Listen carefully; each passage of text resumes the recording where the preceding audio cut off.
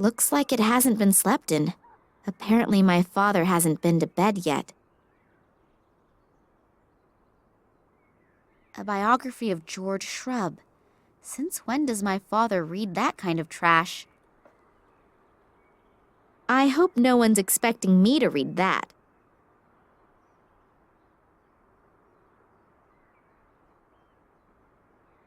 This thing is ready for the junkyard, and the headphones are missing too.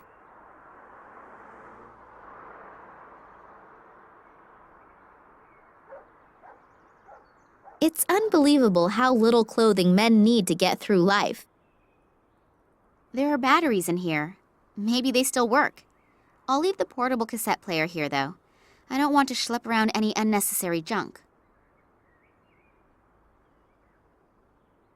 Why there are people in the world who are soothed by stupidly gaping at fishes I will never... Wait a sec. There's something sparkly over there. Besides a few fish, there's a key swimming around in there. Oh, the book has a lock. And apparently it's not a book at all, but some sort of chest well disguised in the cover of a book that no one would willingly pick up. The chest is secured with a lock. The key should be fairly flat, so the old hairpin trick probably won't work.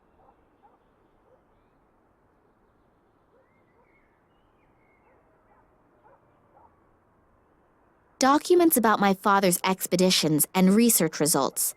Looks like the burglar was really interested in them. There are stacks of folders missing. There probably won't be anything else worth finding. Looks like the burglar was very thorough.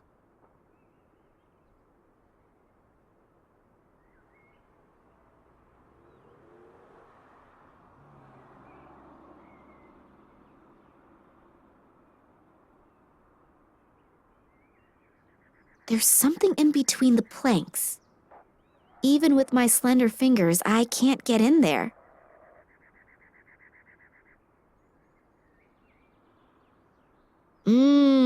Yummy, cold pizza with stinky tuna fish.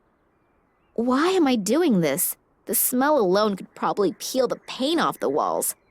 But then again, beggars can't be choosers. Salt, also known as white gold in the Middle Ages. A pencil, brown and equally exciting in all other regards.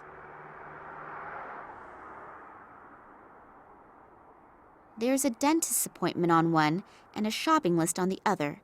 I can't read the third one, and the fourth one is empty. These don't get me anywhere. Dad's old shortwave radio. The antenna is broken off and there's no tape cassette inside. I doubt I'll hear anything other than a steady static hiss.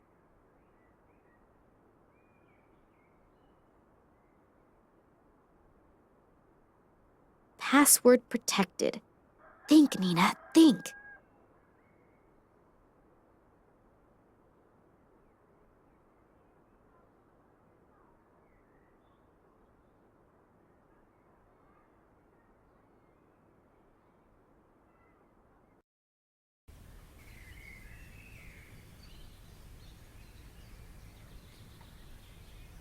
My cell phone and my sunglasses. I'd better take both before they get swiped.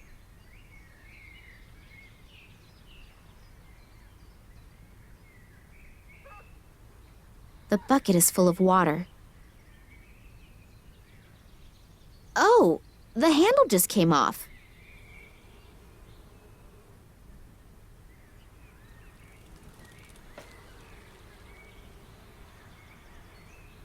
The thing will fall apart if I so much as look at it. Aside from that, I do have my motorcycle. I can move more quickly with it.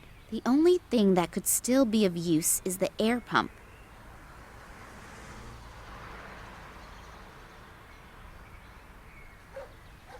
All right, I'll do it. A single rubber glove and a bicycle spoke. Not exactly a spectacular profit.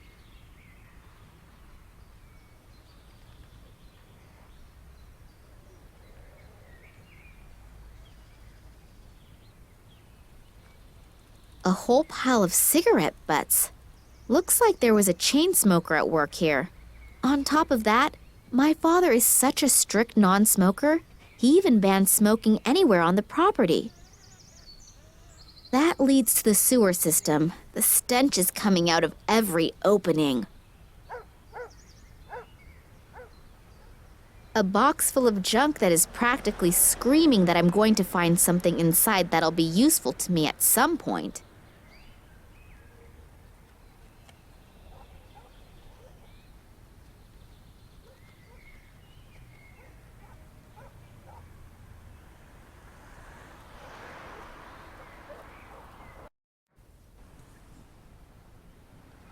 The little girl looks sad.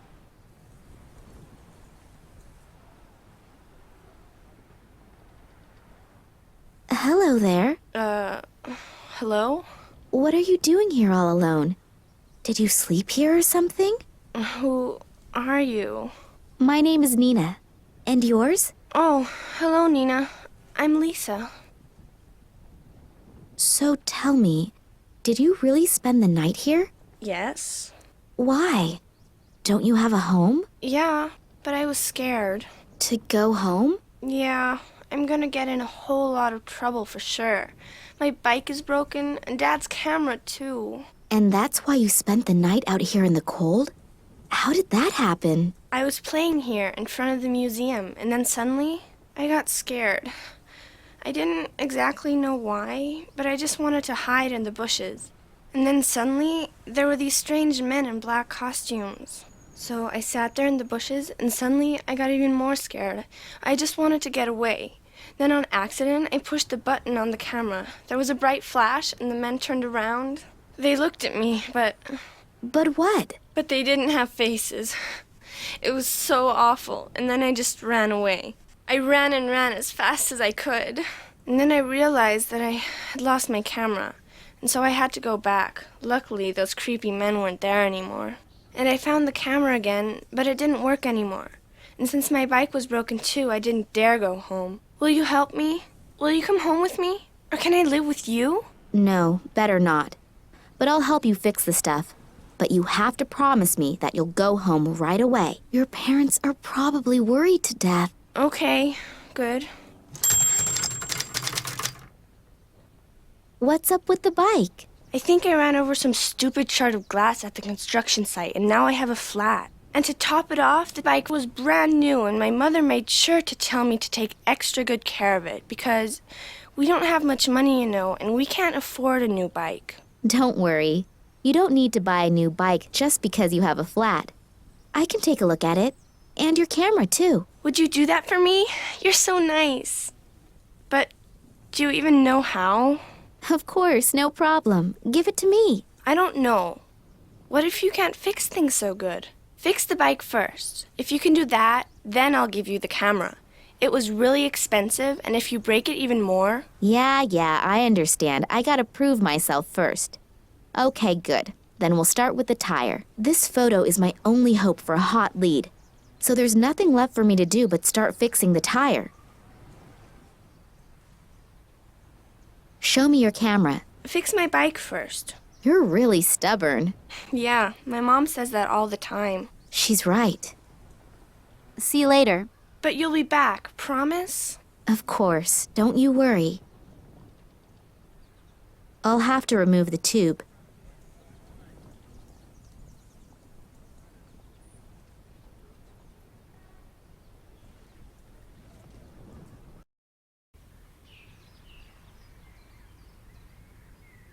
The tube is definitely busted. There's air coming out somewhere. I should find out where it's coming from.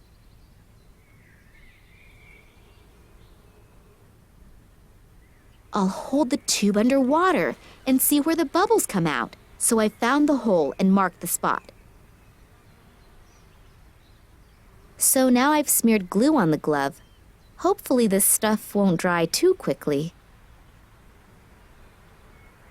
Hopefully the glove will withstand the pressure. I can't think of a better alternative right now.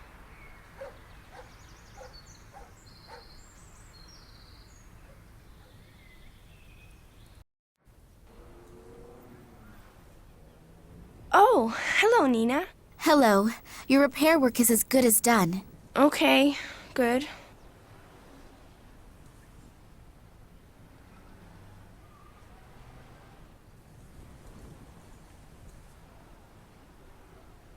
Hello, I'm back again. Oh, hello, Nina. I patched the hole in the tube. I never would have thought it. Excuse me? What's that supposed to mean? Well, you don't exactly look like you could do something like that. Yeah, thanks a lot. I'm a motorcycle mechanic. Yeah, so?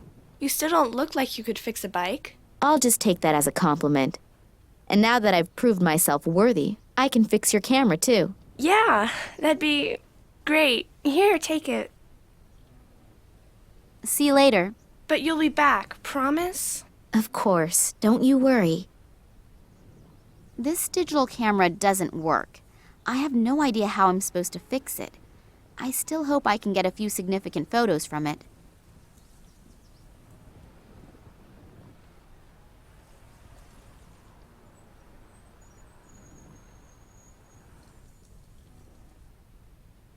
What do you know? It works after all. The batteries were just dead. Now I'm curious to see what the pictures show. They're all pictures of Lisa. But here, 2 little figures in black robes. Too bad you can't see the faces. But then Eddie could have been right. Maybe I should go talk to him again.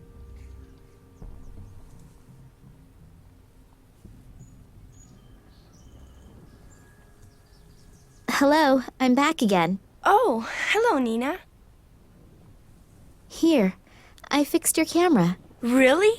Cool, you really did it. You're great, thanks. Don't mention it. Here, just for that, I'll give you my lucky charm. It's a little magnet in the shape of a hamster. We hang it on our microwave at home, but I think you should have it. Oh, thanks a lot. Now get going. Your parents are probably worried sick about you. Unfortunately, I can relate to that all too well right now.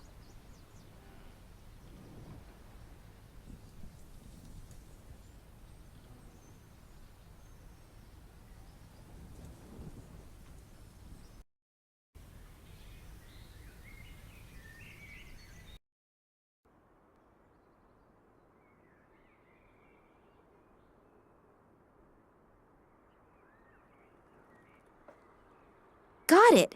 A cassette! That's weird. Was it left there deliberately, or did it just happen to fall in there by accident?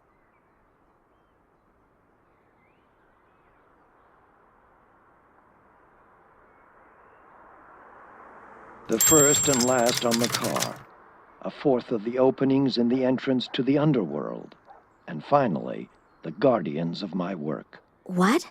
What's that? Some kind of code? Dad, sometimes you are just off your rocker.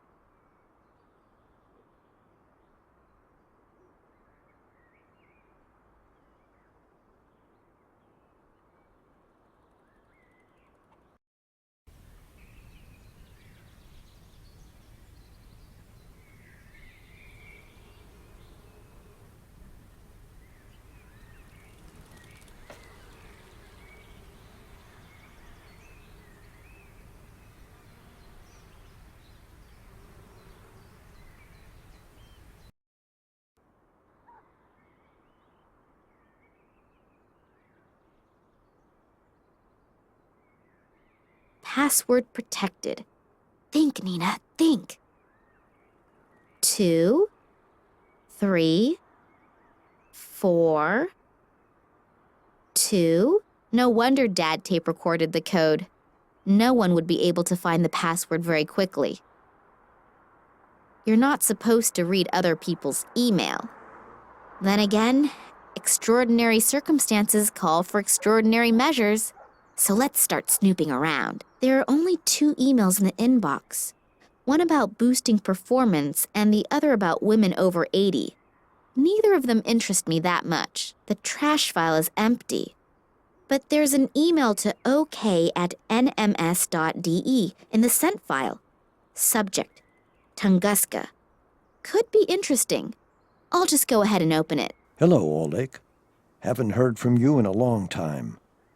I'm doing well again. It took me quite some time to come to terms with the whole thing. To answer your question, It's been a long time since I've thought about that. And honestly, I'm rather happy about it. I underestimated those guys once already, and my wife paid with her life. I swore back then to drop the subject for once and for all. Please don't take offense, but I'm just going to leave it at that. But now that you're living nearby again, we can meet in person. I would like to see you again. Get in touch and let me know when and where would be convenient. Vladimir Kalenkov. Dad underestimated these guys and my mother paid with her life? What did he mean by that? She died in a car accident. I really need to contact this Oleg. Maybe he knows something that can help me out.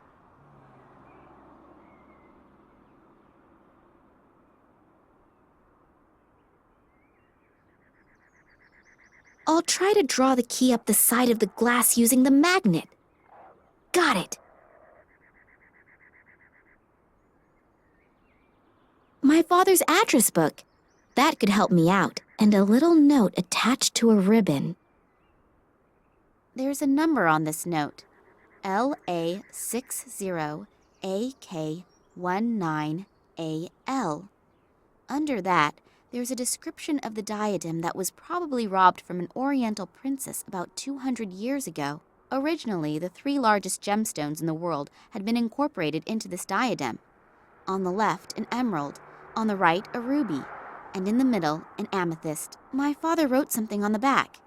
The diadem will illuminate the real princess, and she will realize that money is not the greatest treasure.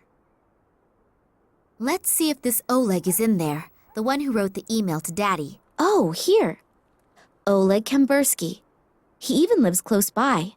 Maybe I should just pay him a little visit.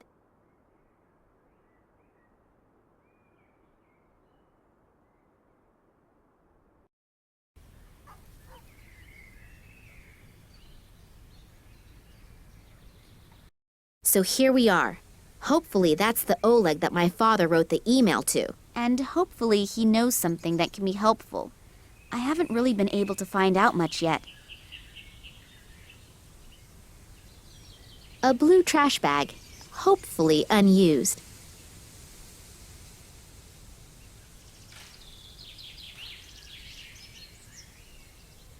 A relic from long ago, before everyone had cell phones. I wouldn't know who to call, and even if I did know who to call, why am I paying exorbitant basic rates for my cell phone if I don't use it?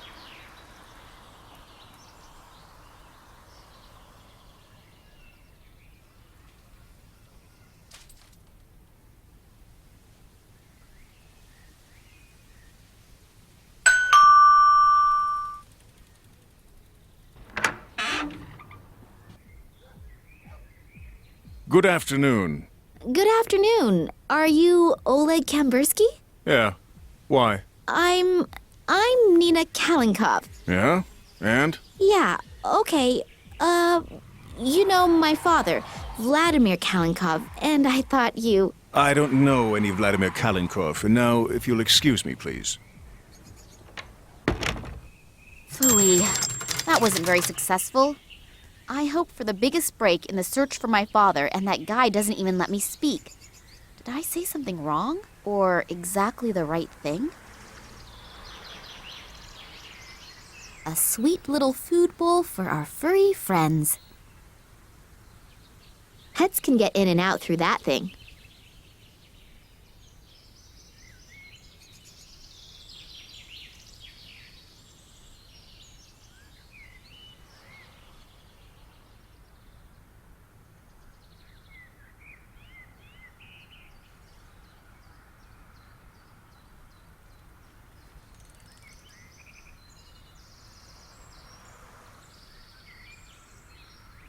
A broom handle, but it could be a handle from a shovel, too.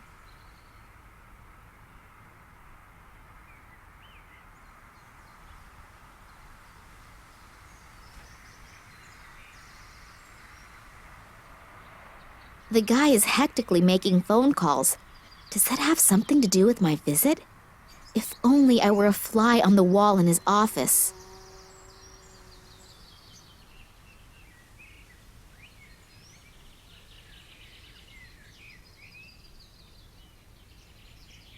Looks like this Kambursky guy is a hobby gardener.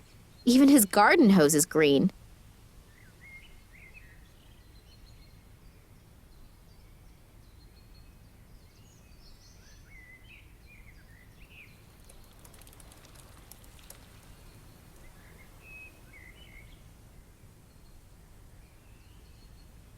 Now I can tape my cell phone almost everywhere.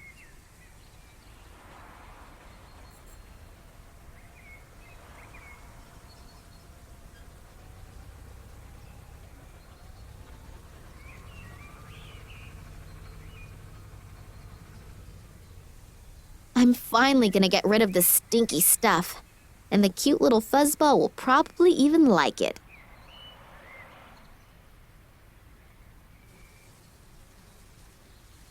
The cell phone's camera function is on, a rare example of the European roaming dictaphone. Now I just need to somehow lure the cat into the kitchen.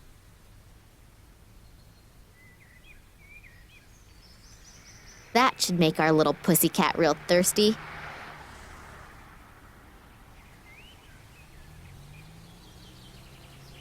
Wonderful, it worked! Oleg is still on the phone, and the cat will be drinking for a while, and hopefully recording the conversation. I love it when a plan comes together.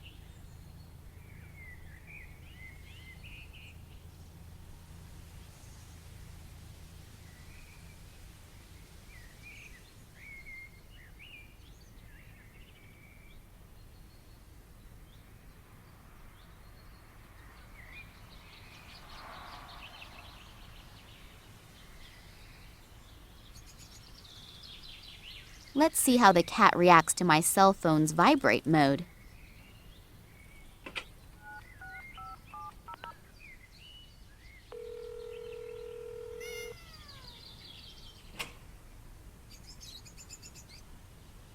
Oh, great. The cat is up in the tree and my cell phone is stuck up there in a crotch of the tree. How am I supposed to get to it?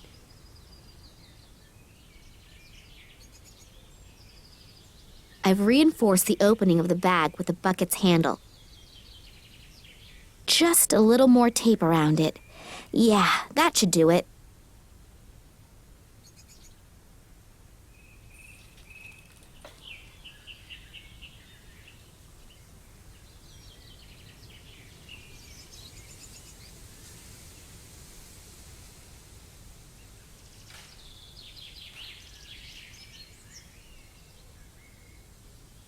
That could work.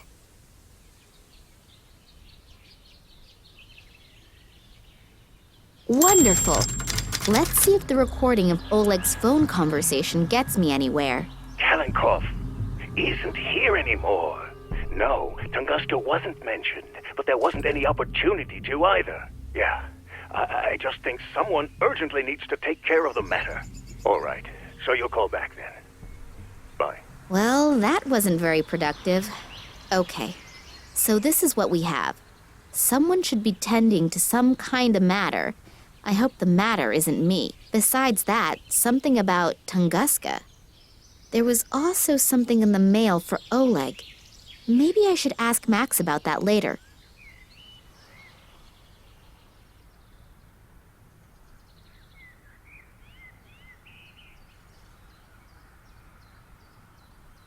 Max Gruber said he'd be back at the museum sometime this evening. I should use the time to get some shut-eye. If my feminine intuition doesn't fail me, I could regret it if I don't.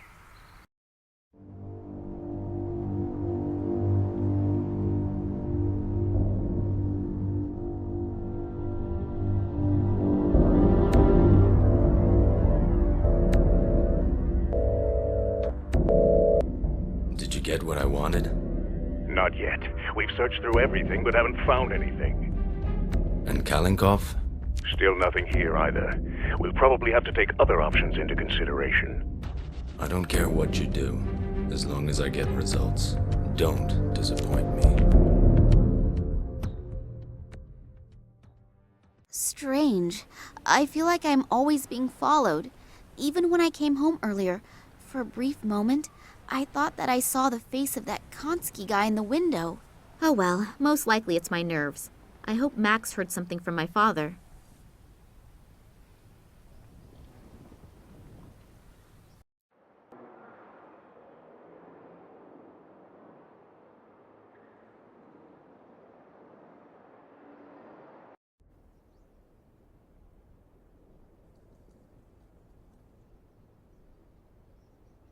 Hello?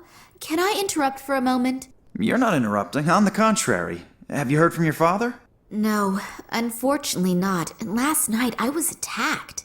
Attacked? Are you hurt? No, nothing to worry about. But it must be because of something important. Do you really have no idea what it could be? No, He's been under a lot of stress in the last few days, but that's happened before.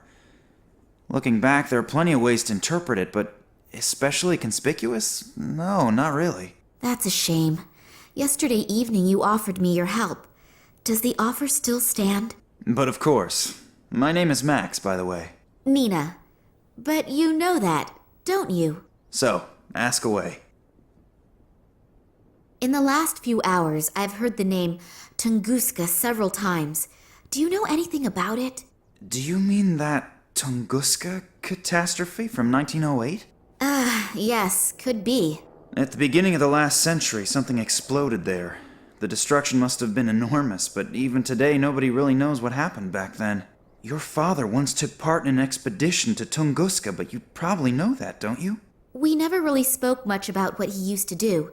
After my mother's death, he never wanted to speak about his work in Russia anymore. Oh, I didn't know. I'm sorry. That's okay. It was a long time ago. She was killed in a traffic accident. Shortly after that, we came to Germany. I think my father simply wanted to leave all of that behind him. And your father never spoke about his work in Russia?